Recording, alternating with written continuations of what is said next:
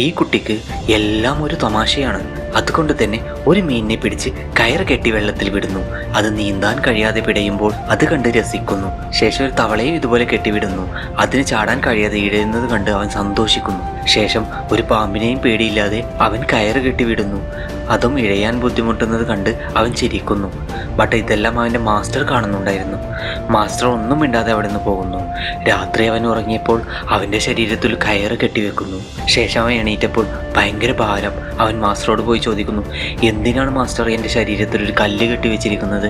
എനിക്ക് നടക്കാൻ പോലും കഴിയുന്നില്ല എന്ന്. മാസ്റ്റർ പറയുന്നു, നീ എല്ലാ ജീവികളോടും ഇതുപോലെയാണ് ചെയ്യുന്നത്. നീ അവർക്കെല്ലാം സ്വാതന്ത്ര്യം കൊടുക്കുക. നിനക്ക് ഞാൻ സ്വാതന്ത്ര്യം തരാം. അവയിൽ ഏതെങ്കിലും ഒന്ന് ചത്തുപോയാൽ നീ ജീവിതകാലം മുഴുവൻ ഈ ഭാരം ചുമക്കേണ്ടി വരും.